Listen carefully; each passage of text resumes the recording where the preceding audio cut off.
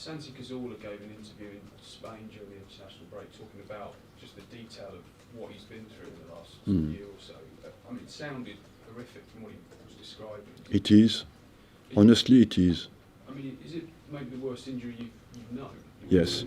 Suffering one of the worst injuries possible that left most surgeons baffled and told the best he could hope for in the future is a kickabout in the garden. He could have easily listened to the doctors and pulled off from the long road to a recovery that only guaranteed sleepless nights of pain. But Santi's spirit had something to say.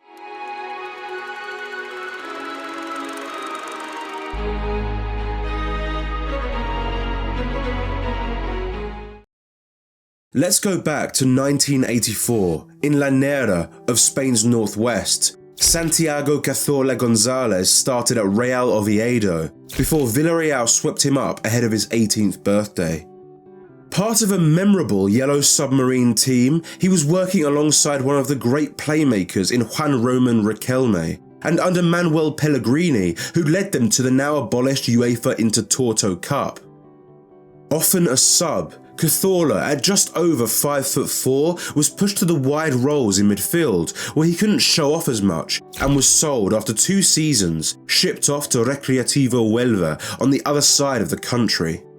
Down in the south, he was given a full La Liga run-out in what was his breakthrough year, picking out pinpoint passes, smacking in some of his own, and igniting the Nuevo Colombino with his quick feet. Announced as Don Balon's Spanish Player of the Season, Villarreal held their hands up and activated the buyback option to return him to El Madrigal. Instantly landing a starting spot, he was critical to what is still the club's greatest domestic achievement, a runners-up finish in La Liga. Besides the smattering of goals and assists he'd contributed, Santi was the sort of player a coach dreams about, filling in literally any and everywhere across the mid, becoming undroppable for the Chilean. 2-footed also, it didn't matter which wing he started on, he'll manage to slip between the lines and link up with the forwards. Far from a Valverde type who can cover the length of the pitch in seconds, he wasn't rapid but thought quickly and acted on instinct, so despite his physical disadvantages, Cazorla was a constant nuisance for opponents who had to be switched on at all times. With a flawless first touch and complete arsenal of passes, Real Madrid voiced their interest, seeing him as an heir to the ageing Guti, but this is where he gave us all a taste of his character. There are many other things in football besides Real Madrid. It's clear that it is possible to say no to them. There is no doubt they are a great team, but I also feel very satisfied and valued at my club. His focus was already divided that summer, as Euro 2008 was on the doorstep. Spoiled for players just like the uncapped Santi, he nevertheless played a part on the road to Vienna, averaging about 40 minutes per game from off the bench and putting away Spain's second in the quarter-final shootout against Italy. Then for the final, made a 20-minute cameo to help see out a 1-0 victory over the Germans and return silverware to Spain after a 44-year drought. With a medal around his neck and form on his side, everything was looking up as he continued to rise. But in April 2009, a three-way clash in Almeria fractured the fibula in his right leg, ending his season early and massively disrupting the next one too. Muscle tears and non-stop setbacks crushed his World Cup chances across what was a miserable turn of the decade for the little Spaniard. Recovering at home while his compadres were making history in South Africa, the genial Asturian made up for lost time from the opening whistle of the 2010-11 campaign. As the nucleus of everything going forward, Cazorla's energy was infectious, keeping things speedy in the final third with fizzed balls to feet and epitomising the pass and move philosophy, making Pellegrini's side one of Europe's most thrilling spectacles.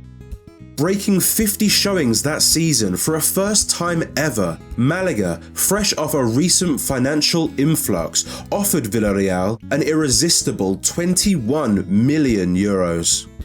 Spending just 1 year in Andalusia, his impact on the team was unmissable, fitting in immediately and putting away a variety of goals as Malaga's second highest scorer.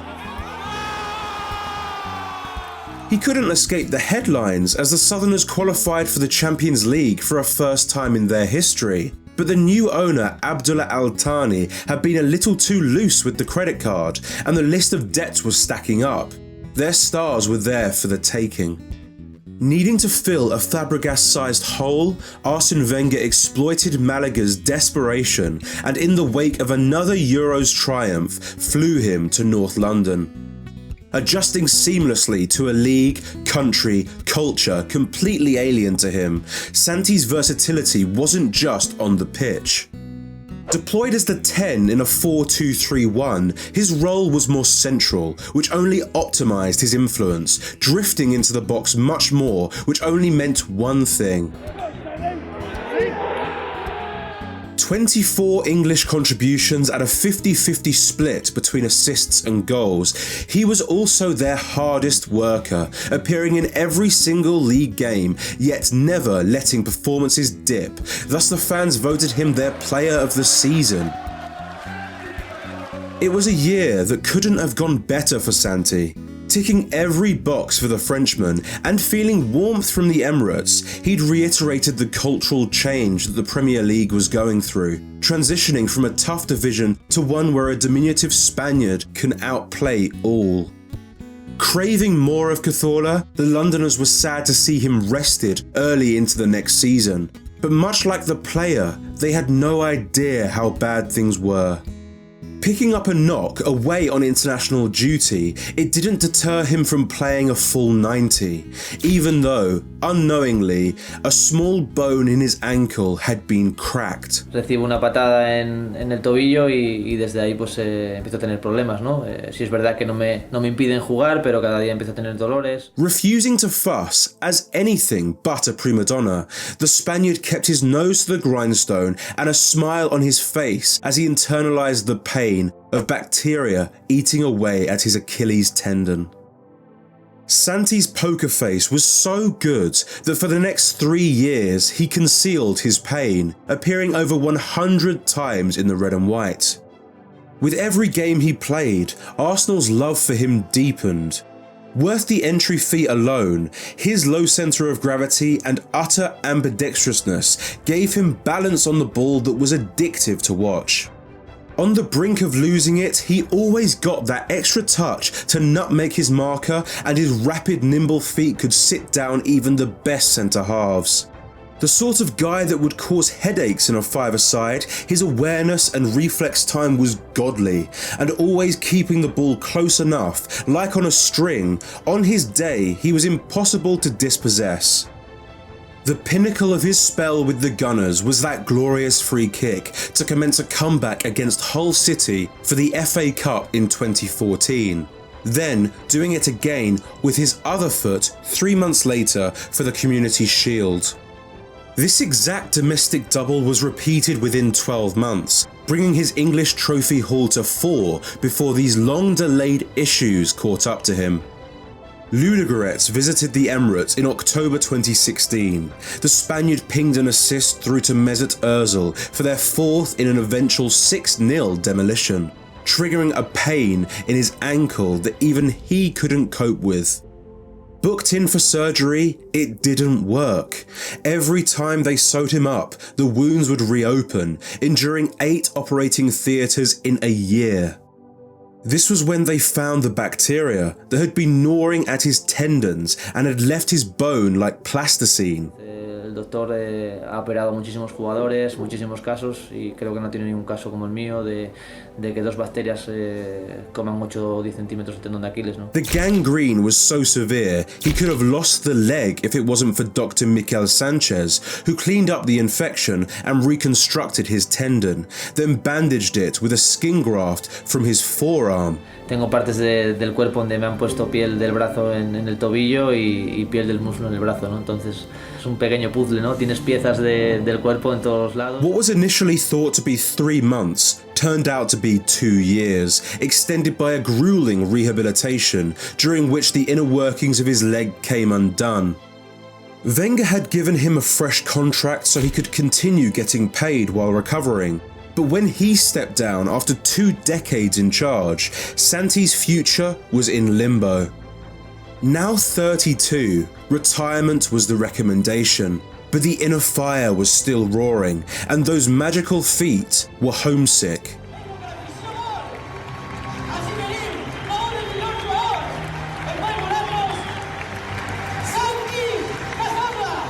Over 600 days had been taken from him, so the adjustment back to top-flight footy was bound to take time. Said time turned out to be merely pre-season, as he slotted right into Villarreal's lineup in August and did so for another 33 games that year. The cult hero refused to relax, fast-tracked into the first team as a mainstay and stepping up for a far weaker side than the one he'd left, like in that man-of-the-match showing against Real Madrid. He'd been their only consolation that year, but when the 35-year-old repeated it for the COVID-disrupted campaign, racking up another 11 goals to become Villarreal's most prolific midfielder of all time, it was like the Santi from a decade ago had been resurrected.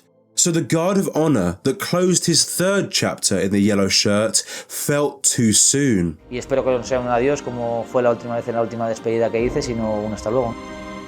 This may feel like the perfect end to the story.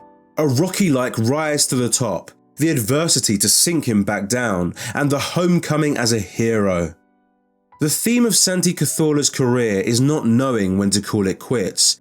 Following a 3-year stint in Qatar's Al Sadd, where he reconnected with Xavi, the boy from Llanera had unfinished business on home soil.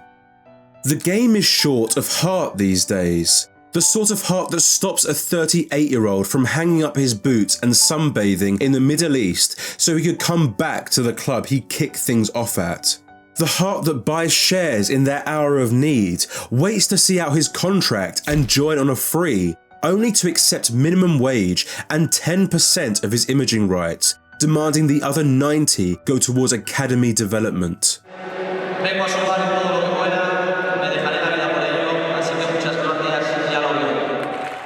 Determined to get them back into La Liga after 24 years, Oviedo's underdog fight with Cazorla, their dynamo, is the sort of fable we football fans live for. Why do you smile so much? Is the question. Yeah. Because I am very happy always. Try as hard as you can, it's impossible to hate the Asturian. A tad goofy, overtly selfless, and overwhelmingly positive, Santi's personality is as enticing as his football. Cuando llegamos el primer día aquí, dice, Santi no habla nada de inglés, ¿no? Y dice, no, pues le dices cualquier cosa y se ríe. Te parece buen tío, todo el día escojonándose. Ask Malaga, Arsenal, Villarreal, they'll tell you how fun it was seeing him meander about in the middle of the park, pinging passes all over the place and dizzying defenders. He's one of that special Spanish class that pioneered all we now know, and though he's not the most decorated or famous of the lot, he's the most spirited of his generation, a jigsaw that deserves its final piece.